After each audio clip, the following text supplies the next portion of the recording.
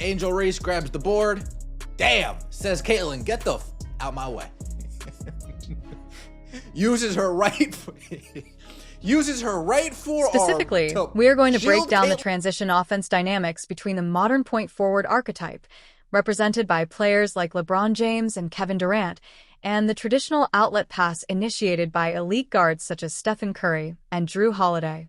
In the modern NBA, the rise of the point forward has fundamentally altered the geometry of transition offense. A defensive rebound is no longer simply a signal to find the nearest guard. Instead, the rebounder often becomes the initiator. The floor instantly stretches into a four-lane highway, and the ball handler, usually a forward with elite size and vision, pushes the tempo himself. This works beautifully in the NBA because the entire offensive structure is built around it. Teammates are accustomed to spacing wide, sprinting the wings, and letting the point forward dictate the tempo. But in international basketball, particularly within a super team environment like United States men's national basketball team, this dynamic can create a subtle but important layer of friction. Why? Because multiple players on the roster are accustomed to being the primary transition initiator. When a rebound comes off the rim, you may simultaneously have three players instinctively reaching for the same responsibility, grabbing the ball and pushing the break. This moment of hesitation, sometimes only half a second, can collapse the entire advantage of transition offense. Instead of an immediate 0.5-second decision, pass, drive, or advance, the offense stalls. The wings slow down, defenders recover, and what should have been a numbers advantage becomes a half-court set. This is where the traditional outlet pass becomes tactically invaluable.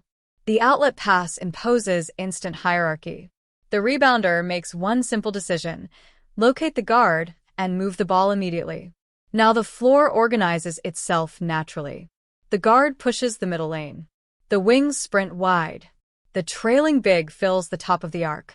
In other words, the outlet pass removes ambiguity. It restores clarity of roles. And clarity of roles is the invisible infrastructure of every great international team. If you watch the most successful Team USA squads, especially the gold medal teams from the 2008 Summer Olympics and 2012 Summer Olympics, you'll notice something subtle but important. Despite having generational playmakers like Chris Paul, Kobe Bryant, and LeBron James on the floor together, the team often defaulted to the simplest transition structure possible: rebound, outlet, attack before the defense sets. Not because those players lacked the skill to improvise, but because simplicity scales better in a super team environment. The paradox of a super team is that more talent requires more structure, not less. When 5 players are capable of initiating offense, the most efficient system is the one that clearly defines who actually should. And that is the quiet tactical battle playing out in these exhibition games. Not jealousy, not ego, but the subtle negotiation between modern positionless basketball and the timeless efficiency of the first pass of the fast break. That's right. She gives it to Caitlin Clark. As she's giving it to Caitlin Clark, De'Arica Hamby commits an offensive foul. Angel Reese, one of the most dominant interior forces in the game today, and Caitlin Clark, the most lethal transition point guard of her generation. Music, what we are witnessing on the floor, is no soap opera. It is a fundamental clash of basketball philosophies, a breakdown in offensive hierarchy, and a glaring lesson in why role discipline is the absolute bedrock of championship basketball. To grasp the root of this tactical friction, we must first look at the evolution of the modern big. In today's game, positional lines have completely blurred. We see players like Nikola Jokic and Giannis Antetokounmpo snatching defensive rebounds and immediately igniting the fast break themselves. This is the grab-and-go strategy. When executed correctly, it's a devastating weapon because it catches the defense before they can cross-match. When a power forward or center pushes the tempo, it often forces a smaller guard to pick them up in transition, creating an immediate, punishing physical mismatch. Angel Reese is an incredibly gifted, versatile athlete who has been actively expanding her perimeter game. When she secures a rebound, her instinct, driven by raw athleticism and modern trends, is to put the ball on the floor, push the pace, and operate as a point forward. She wants to be the initiator. On a team where she is the primary ball handler, this might be an acceptable, even encouraged strategy. Music, but Team USA is not a conventional roster, and the player standing 3 feet away from her demanding the outlet pass is not a conventional point guard. It's crazy. The worst part of all of this is that if Angel Reese just actually gave her the ball, things like this would be happening to her. She puts her hands up, and guess what? Caitlin gives it back to her. Let's freeze the frame and examine the precise biomechanics and tactical consequences of this possession. The ball bounces off the rim, and Angel Reese, leveraging her elite positioning and physicality, grabs the defensive rebound. Immediately, Caitlin Clark enters her peripheral vision, hands up, positioning herself as the primary outlet. This is textbook fast break initiation. The quickest way to move a basketball isn't by dribbling, it's by passing. But instead of delivering the simple, fundamental hit-ahead pass, Rhee rotates her body, physically shielding the ball from her own point guard, and chooses to push the break herself. From a purely analytical perspective, this is a major tactical mistake.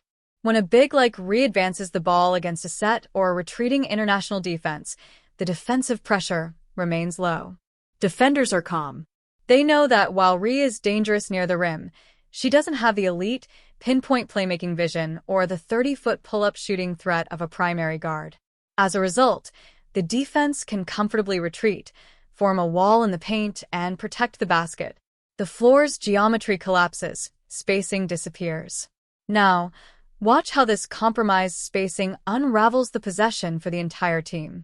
Agar Aapicheho, main isithoda or cinematic or narrated tone main between kar sakta hunjus viewers ko dekt high visualization ho j, like in content or meaning bilkul same rahi. Kia main wa version be bonajin. This right over here, we could go back 2 years, rookie season, in the All-Star game. Caitlin Clark, Angel Reese running the floor together in the All-Star game. Boom. Attack the middle. There's Angel Reese. Defense collapses. Drop off. Angel Reese, bucket. I mean, This is the exact same personnel, but with the roles properly aligned. Notice the difference in the defensive reaction. The moment Caitlin Clark receives the ball in the backcourt, the entire opposing team goes into tactical emergency. Because Clark is a legitimate threat to pull up and drain a three-pointer from 35 feet, the point of attack defender must extend coverage well beyond the three-point music line. They cannot retreat into the paint. This simple, undeniable gravitational pull stretches the defense to its breaking point. And music, who benefits most from a stretched, panicked defense? The bigs who are willing to run the floor. In this clip, Clark instantly reads the defensive shift, looks up the court, and delivers a perfectly weighted pass directly into the shooting pocket of her teammate for an effortless finish. The tragic irony is that Angel Rhee is theoretically the perfect pick-and-roll and transition partner for Caitlin Clark. Their skill sets do not conflict, they are profoundly synergistic. Clark is the ultimate offensive initiator, manipulating defenses with her eyes and passing speed. Rhee is the ultimate finisher, relentless physical force who thrives on catching the ball in motion and finishing through contact. We've seen this synergy work flawlessly in the past. There's no need for hypotheticals. The mistakes that you guys made was something that Puerto Rico was doing, or were some of them also a little self-inflicted? I think it was mostly self-inflicted. I thought we missed some FIBA coverages, and then I think especially with how much we fouled too, like it really limits us, especially in transition when we want to play fast. And, it's hard to push, especially off of a fade free throw when you're sitting in the press. It was obviously a big win by a large margin for Team USA, but what can you say about what you saw about Team Puerto Rico tonight? Yeah, I think they played with a lot of fire. I thought they were aggressive. I thought the crowd was incredible. Their fans were great, so it's a really fun environment to play.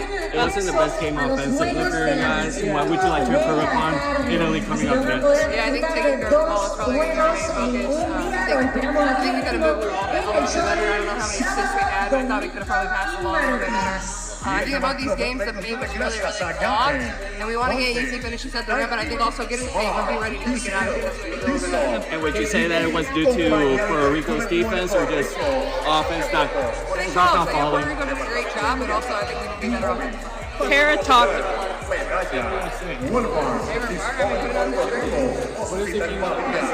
Kara talked about doing different lineups, different rotations to test out that chemistry. Just how did you feel tonight, yesterday, with all those different Yeah, I rotations? mean, it's going to be a work in progress with everybody trying to kind of find the flow a little bit, especially when we're going 5 in, 5 out. But, you know, you got to be flexible. That's kind of what you were saying. So you can say basketball's all about. Some games you're going to play a lot. Some games you're not going to play as much. You might come off the bench, you might start. So you got to be ready when you're number small. I think everybody's done a good job of that. And, I mean, we don't even know the starting lineup until we're in the locker room before the game. So you just get ready and go out and play. Look at this footage from the All-Star game. This is the blueprint. This is the exact formula that should be terrifying the rest of the basketball world. Clark calls for the screen. Reese sets a hard, legal pick and rolls aggressively to the rim. The defense, utterly terrified of Clark's perimeter shooting, commits 2 bodies to the ball handler.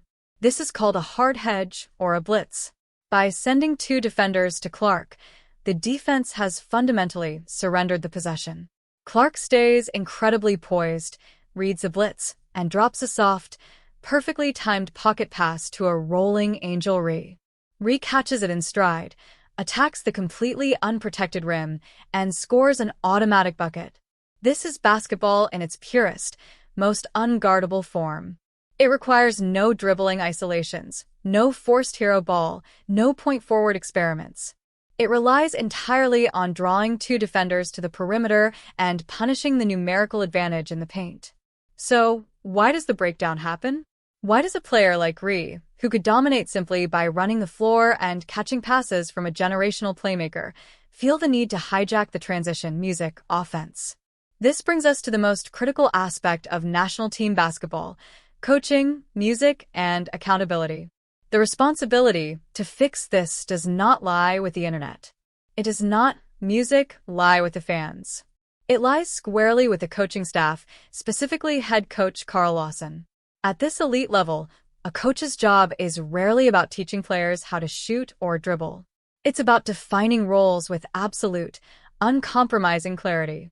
Lawson must pull these players into the film, music room, turn off the outside noise, and show them the raw, undeniable data.